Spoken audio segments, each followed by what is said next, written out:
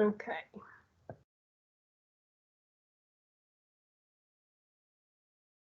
Okay, right. Hi there, everyone. Welcome to the English and Humanities talk at Trafford College. This talk is going to be delivered by myself, who's Steph, who teaches both English language and English literature at the college, and Helen, who teaches history and politics. We'll introduce ourselves and both our subjects as we go through the piece. But the main aim is to give you an overview of what you would study with each of the courses that are within this bracket, but also give you a bit of a taster of what is to come as well. You can see that all our details are on the screen in front of you, and we've got them again at the end if you need them. And if you've got any further questions, please feel free to get in touch with us at that point. We should remind you that this isn't our usual way of introducing you to the college, of course, and so that's why we're saying if you've got any questions, do get in touch. And obviously just be aware that sometimes we may have some slight slow responses with changing the slides and so on, but we've got it as smooth as we can possibly get it. Basic outline of the session is we're going to talk through which, I suppose, the details of what each course entails. And then, like I said, we'll talk you through the activities for each course. We're going to start with myself with English language then. You should be able to see down the side kind of colour-coded system here.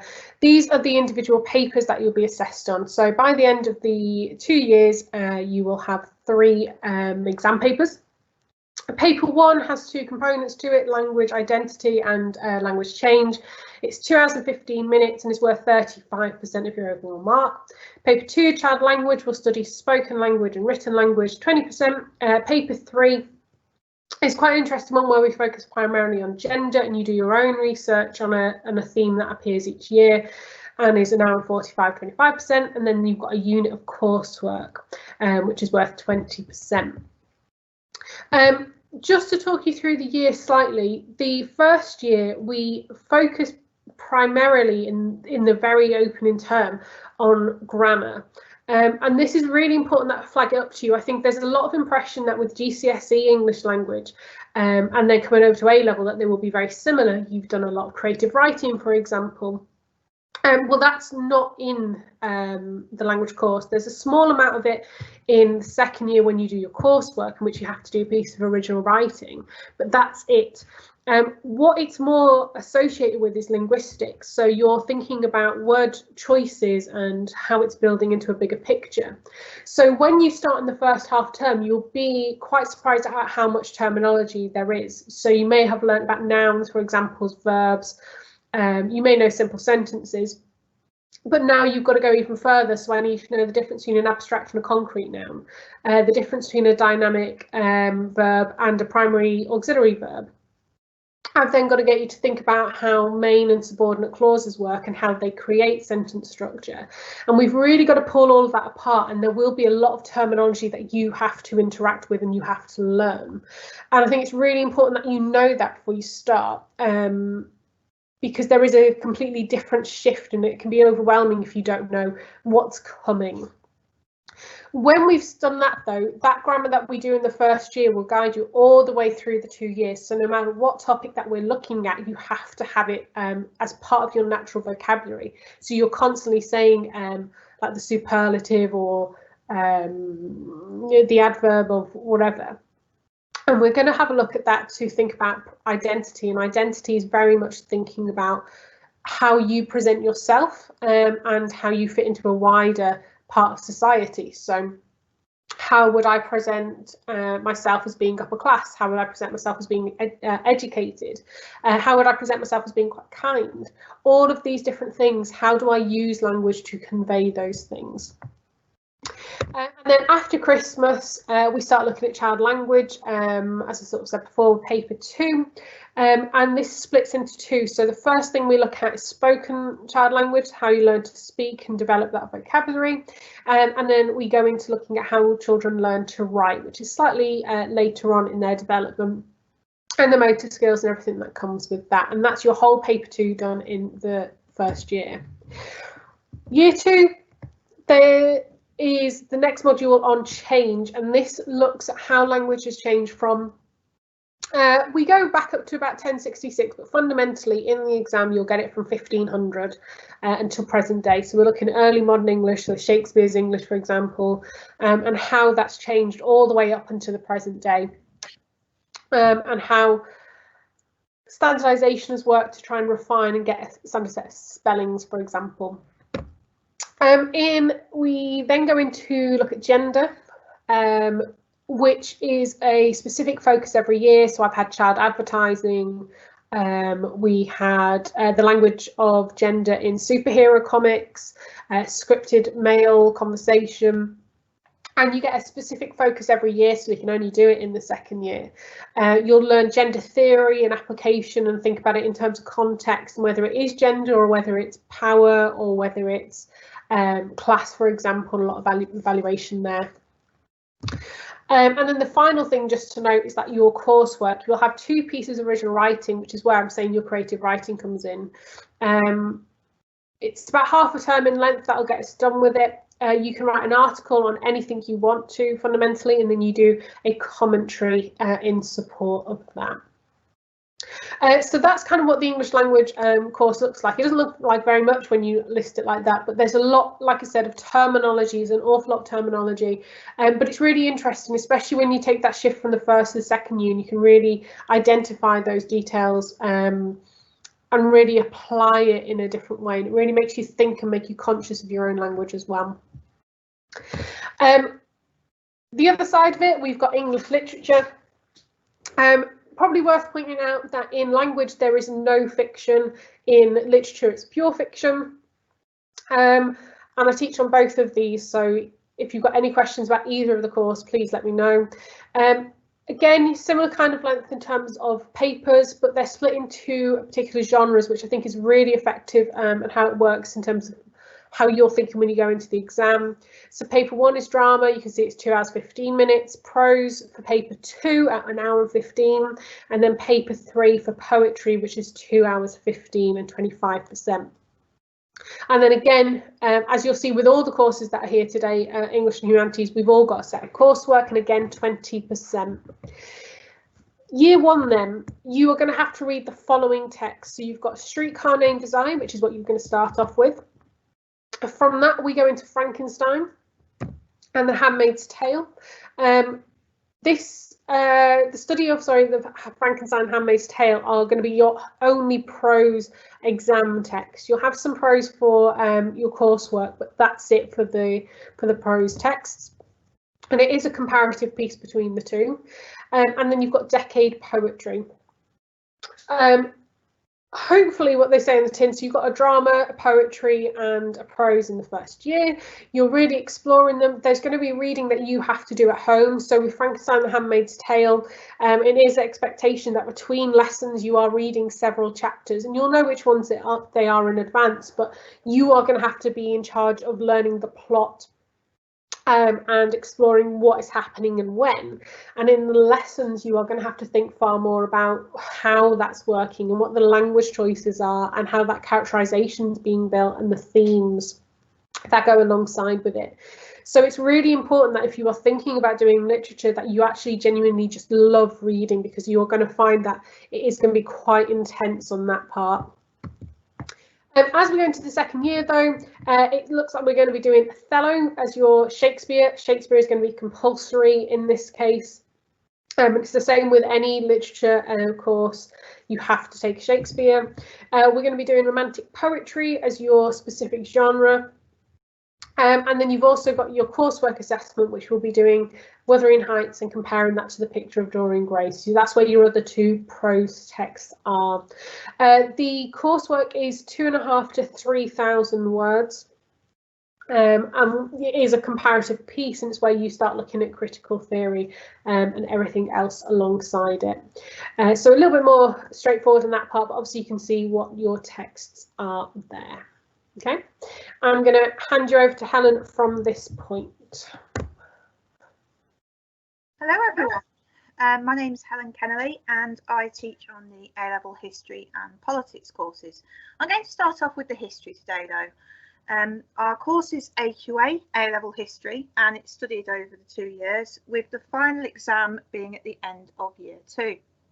So what do we actually do in terms of content?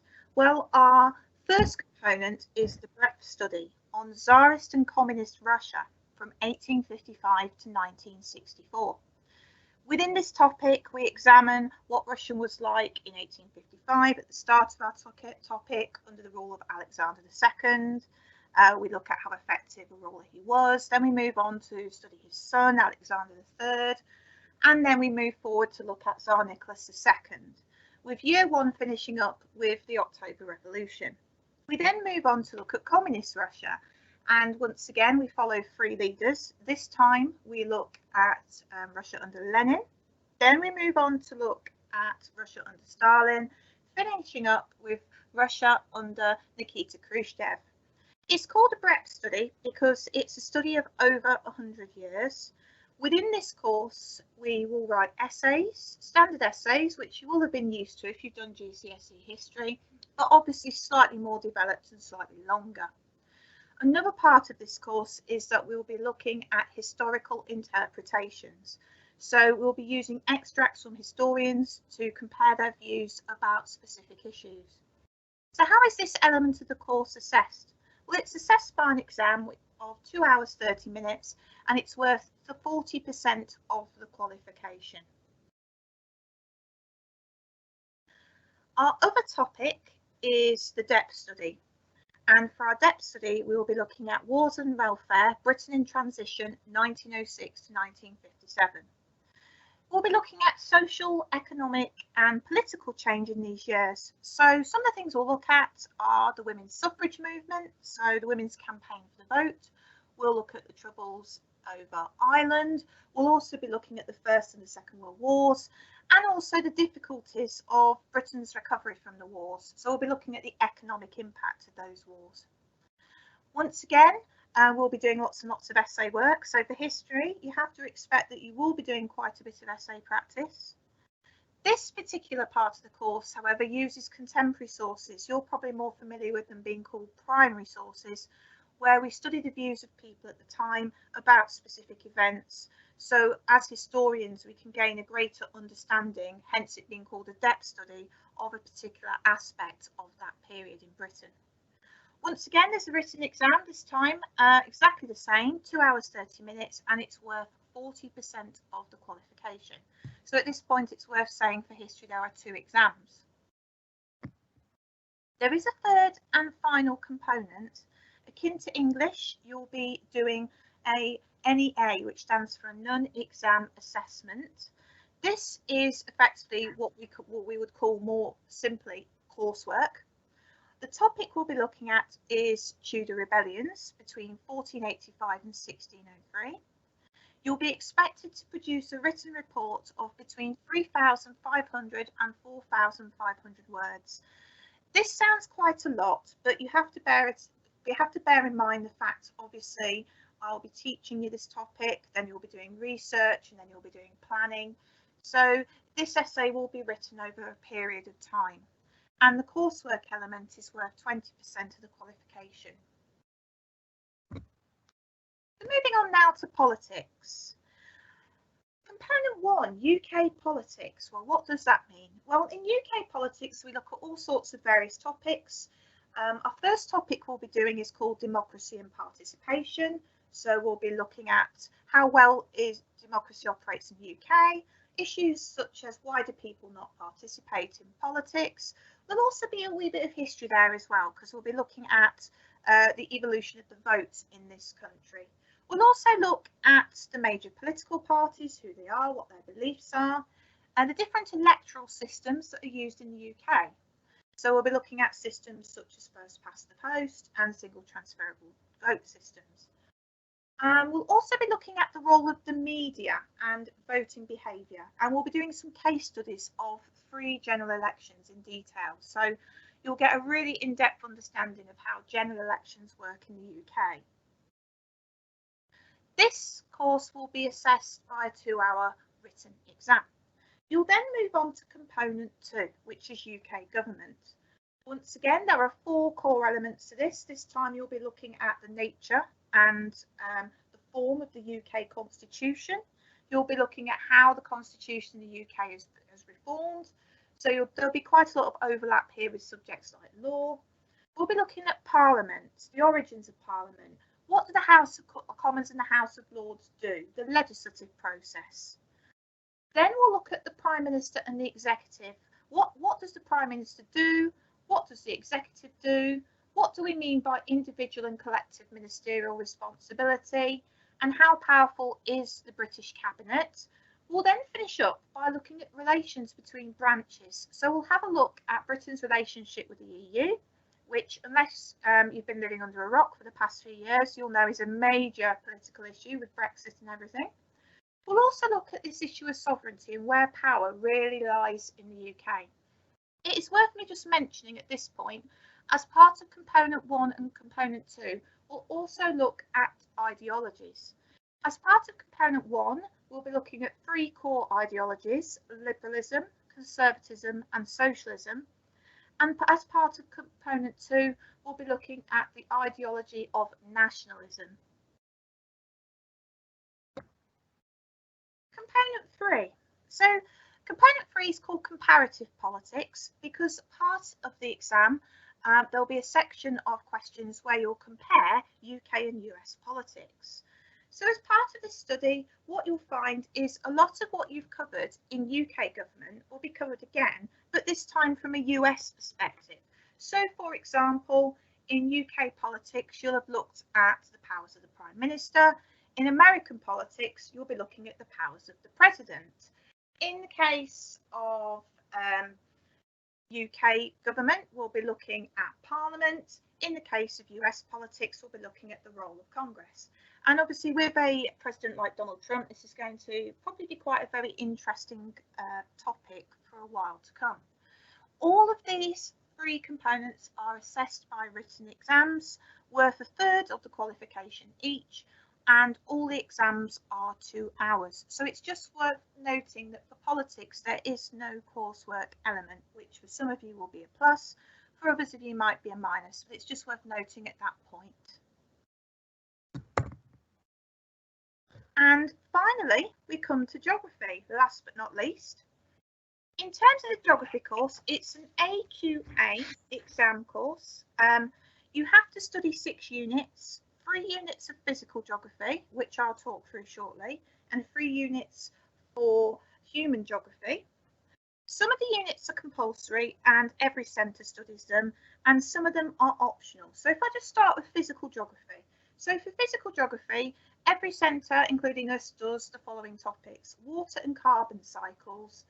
And the optional topics, which Mike, the geography teacher, has chosen for you to study, are coastal systems and landscapes and hazards. So for example, in hazards, you would look at things like volcanic and seismic hazards, storm hazards, fires in nature. The physical geography element of the course is assessed by an exam paper, which is 2 hours 30 minutes. Akin to GCSE geography, there's the physical geography side of things, but then there's also the human geography side of things. So like physical geography, once again, you have 3 topics. This time, the core topics are global systems and global governance. So you'll be looking at things such as globalisation, international trade, access to markets, and how these global forces have an impact on society. And the other topic you will do, which is a core topic, is changing places. So in this unit, you'll be looking at people's engagement with places, their experience of them, and qualities they ascribe to them. The optional topic, which we do, is population and the environment. So in this topic, we'll be looking at issues like environment and population, population change, global population futures. Once again, akin to physical geography, human geography is going to be assessed by an exam paper of 2 hours 30 minutes. The final component, and probably the most enjoyable component, is the geography fieldwork investigation. This is an opportunity for geography students to select a specific area, either from human geography or physical geography, that interests them, to carry out some independent fieldwork and produce a written report. As a non-exam assessment, it's firstly marked by Mike, the geography teacher, and then it's marked again by external examiners. And this is a good opportunity for people to really specialise in an area of geography that they found very interesting. It's worth me mentioning as well, the geography department do a number of trips. For example, one of the trips they do is they go to the Lake District. So that's all your information that you've got about the different courses. What we're now going to introduce for you is a couple of tasks.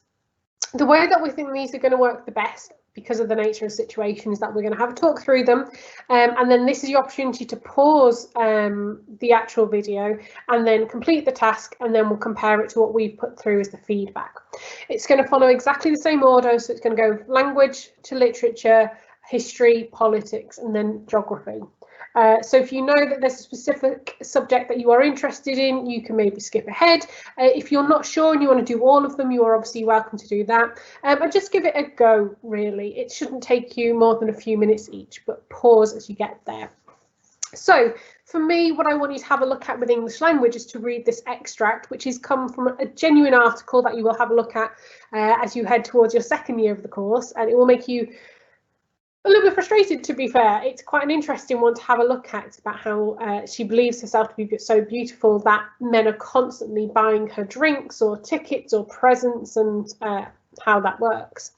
So this is very much what we would do in identity. It's thinking about how she's presenting herself, but also other people. So gender's our big social identity here. So you've got the three elements to consider. First of all, how does she present herself? How does she present men, and how is she presenting other women?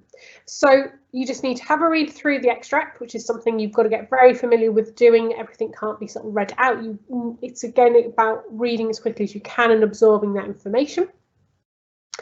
And then I'm going to give you a couple of seconds to pause, do that, and then go through the activity itself.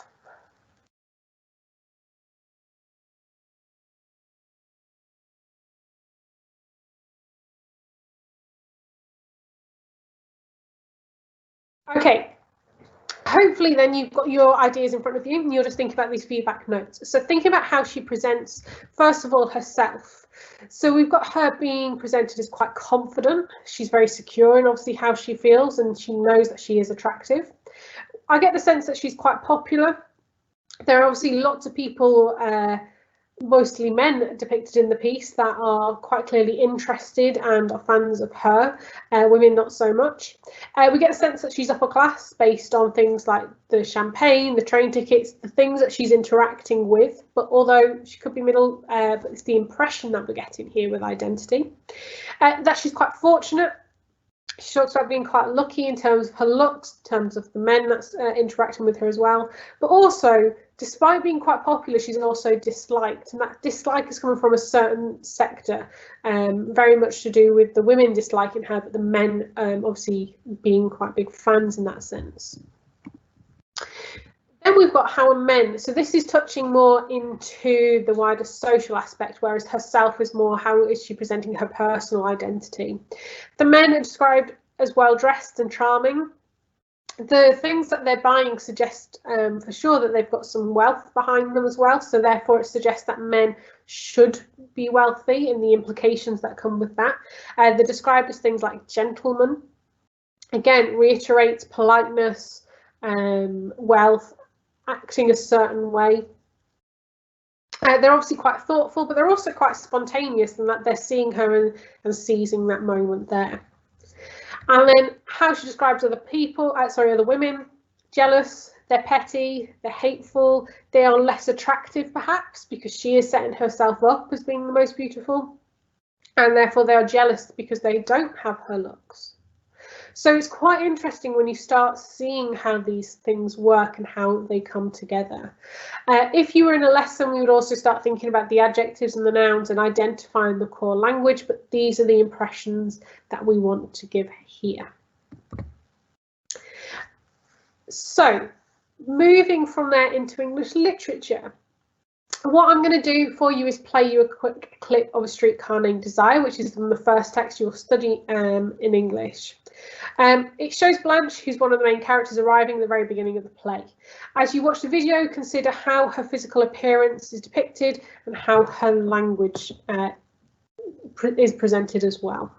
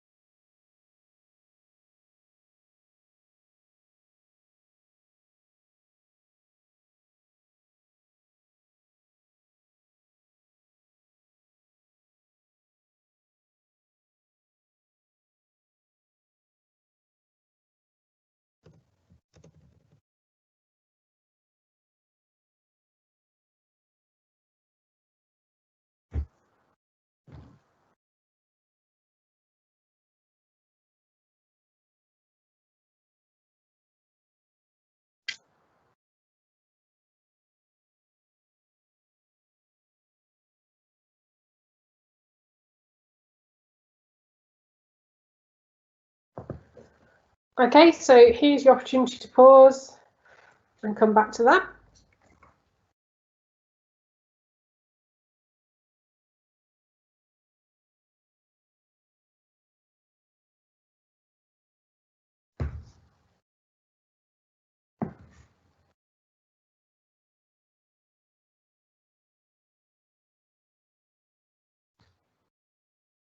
Hopefully, having watched that, we can start thinking about how she's obviously depicted. Now, it's not the be all and end all. You'll obviously look at the character development as we go through. But if you think about her physical appearance, she's very wealthy. What they've done there is given her like the Louis Vuitton luggage, the dress. She's got her sunglasses on again. It's that little bit distant. I've put that she's quite reluctant to engage as a result. She's very smart, but she also looks a little bit confused and lost, like she's looking around. She's trying to find something at that point as well. In terms of how she's speaking, again, she's this weird mix of kind of both confident and confused. This isn't what she expected to stumble across, but at the same time, she's got that piece of paper and she knows exactly where she's going. She's happy to engage. She's a little bit judgmental, the way that she's interacting with things, the way that she's looking at this building and being like, I'm not sure this is where I want to go, that reluctance that comes through. And as you'll sort of find, you go through on the page, she's like an outsider, she's like a stranger, she feels a bit lost at this point in the text. So hopefully that's just a good taster into both literature and language and the kind of things that you'll have a look at, and I will pass back over for the other tasks. Hello again. The task I'm going to work on with you now is a task very, very early on in Tsarist Russia, looking at how was Russia governed under the Tsars, Tsar meaning emperor. What I'd like you to do is I'd like you to study this cartoon, which is to do with the social structure of the Russian state. If I just read through the text of it with you, it says, we rule over you, we govern you, we pray for you, we shoot you, we eat for you, we feed you, we work for you. What I'd like you to do for a few minutes is just to jot down your responses to these 5 questions. I'd like you to try and identify the group at each tier from top to bottom. What group in society you feel is represented. I'd then like you to just broadly consider what the message this cartoon says about Russia's social classes. What does it show us about Russia's social class? I want you to have a think. When you look at this picture, is there an equal distribution of wealth in Russia? Then look carefully. How important is religion in Russia? Is it shown to be important in this particular diagram, in this particular picture? I then want you to pay attention to the working class and the peasant class. What are they doing in the cartoon? And then lastly, does the cartoon suggest the artist supported or opposed the Tsarist regime? Okay, so I'm going to give you a few minutes now to have a look at this. What I'd suggest you do, as with the other videos, is I'd suggest that you once again pause the video, spend a few minutes working through these tasks, maybe jot down your ideas on paper, and then when you've done that, you can then move on, replay the video, and you can have a look at some of the additional information for this task.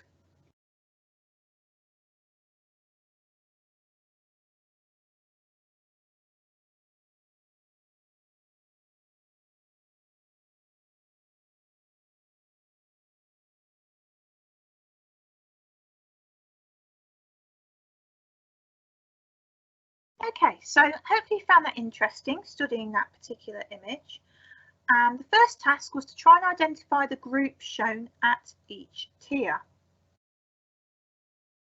And so from top to bottom, you have at the top, I don't know if you can see as well without perhaps enlarging the picture, but at the top you've got the Tsar, and then next to him you've got the Tsarina. That's the name for the Empress of Russia.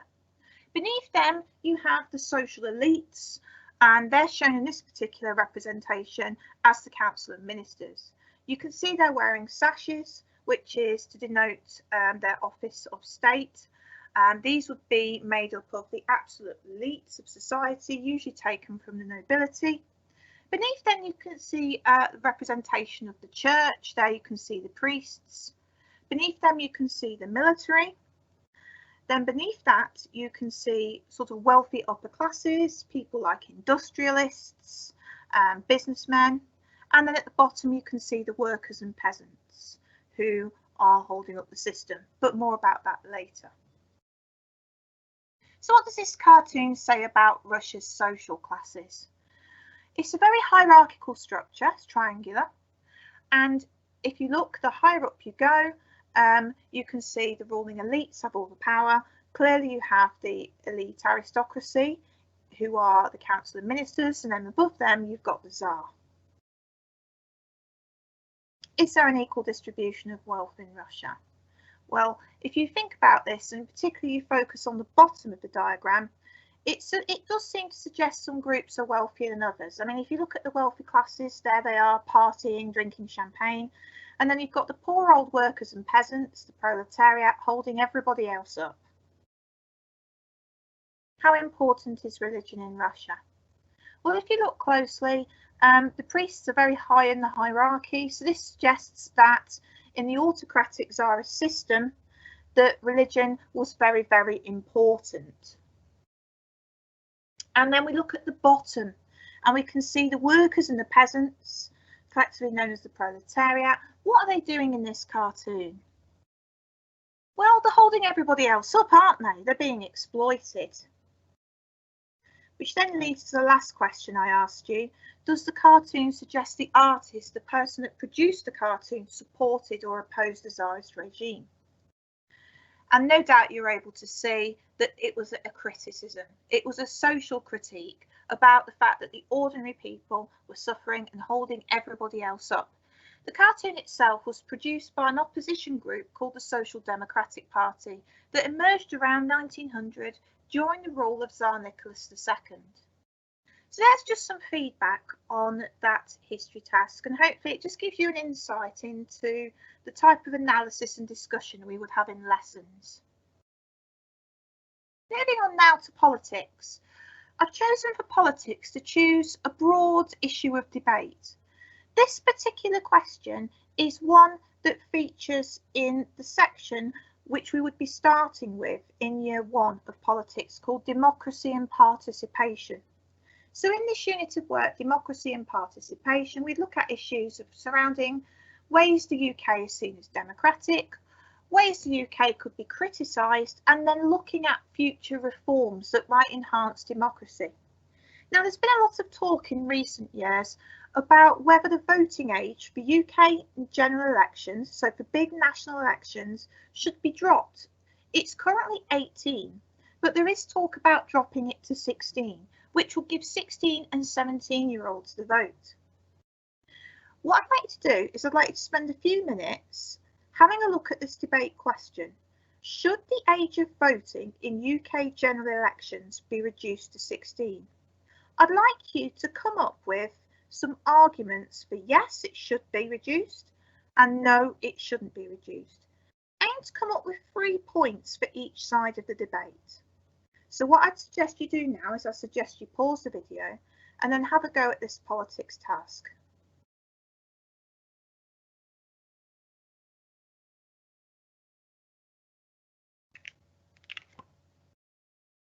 Okay, so hopefully you've been able to come up with some arguments.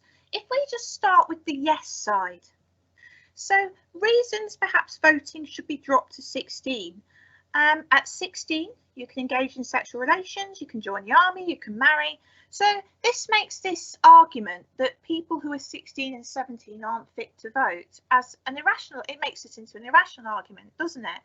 Because if you're mature enough to do those things, for example, to join the army or get married, then there is the argument that you're mature enough to vote. The next argument, this would require a little bit more knowledge about the UK political system. You may or may not be aware that aside from the Westminster Parliament in London, there are also devolved parliaments and assemblies in Scotland, Wales and Northern Ireland. So Scotland has its own parliament that creates legislation on certain areas, for example, education in Scotland. 16 and 17-year-olds are able to vote for the Scottish Parliament. So if you're 16 years old and you're a resident in Scotland, you're able to vote in Scottish Parliament elections to choose your representative. So if it works in Scotland, the argument therefore follows. It's illogical to say that 16 and 17-year-olds elsewhere in the UK, and also the Scottish 16 and 17-year-olds, remember, still they would be included in that, being unable to vote for the Westminster Parliament. There's also the educational argument. Now, all of you are no doubt very informed. You follow news stories, you know, you're all on social media, you know, particularly at the moment with the coronavirus, that's a big story. And, you know, you'd have to, once again, be on a desert island all on your own without a radio, without internet connection, to not know anything about that story, wouldn't you? So young people now, people like yourselves, you do subjects like citizenship in school, so it's incorrect to say that younger people are not informed enough on current affairs to be able to vote. So that's the yes side of the debate. So let's now have a look at the no arguments. The no side actually points out that things are not quite as presented by the yes side. If you want to get married at age 16 or 17, you need parental permission. If you want to join the military at age 16 or 17, once again, you need parental permission. A further argument is that there's lots and lots of things that young people cannot do until they're 18. An example of this would be to buy alcohol. So it's therefore disingenuous to claim that 16 and 17-year-olds are capable of exercising all adult responsibilities because they simply do not have access to all adult responsibilities. And a last argument, another no argument, is most 16, 17-year-olds are in some kind of full-time education, which makes them less likely to pay tax. So therefore, an argument is presented that people who do not pay tax, who are in full-time education, arguably do not have the same stake in society as someone who is older and pays the full rate of income tax. Now, just to say, this is just 3 yes arguments and 3 no arguments. I'm sure you came up with different arguments. It doesn't mean they're wrong, not at all. They're probably just as valid. But there are a range of arguments that could be presented for both sides. And it's really up to you as an individual to think about where you sit on this issue. And a part of what we do in politics is we do discuss and answer these big questions, trying to present both sides of the argument, but at the same time, trying to come to some sort of individual judgment on these big issues. So that's the politics task anyway. Moving on, last but not least, we have a geography task. So this particular task here relates to the unit of work you'll be doing in physical geography called hazards. So if you've done GCSE history, you'll be aware of different types of natural hazards. So For A-level geography, once again, you'll be looking at hazards, but this time in a lot more detail.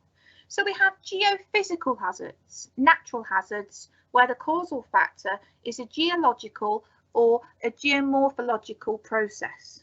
You have atmospheric. These are natural hazards where the causal factor is an atmospheric process. And then finally, hydrological hazards. Natural hazards where the causal factor is a water process.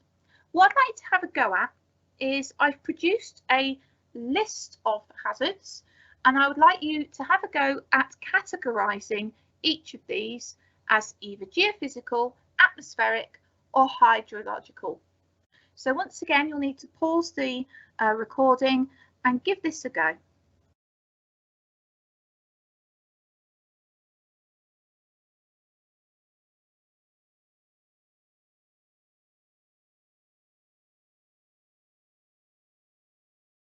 Okay, so let's have a look at the answers for this task on hazards.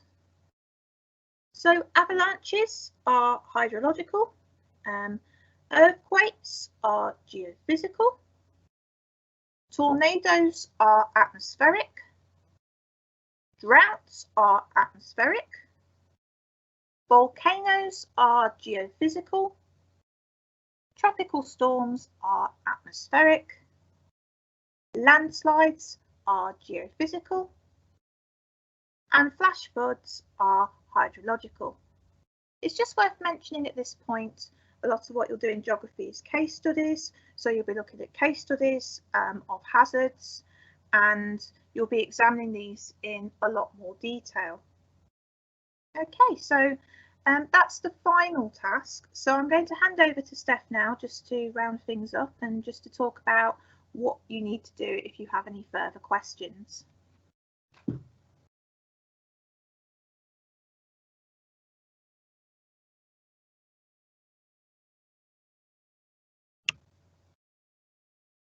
Okay, so just to finish off with, if you have any questions about the course, or you want some more very specific details about topics you'll be doing, please feel free to contact various members of the Trafford College A-level departments. So Steph for English Language and English Literature, myself for History and Politics, and Mike for Geography. Well, I hope this session has given you a good idea of the type of activities you'll be doing and given you some understanding of the course outlines, and I hope it's been useful to you. So thank you for participating today, and we hope to see you in September.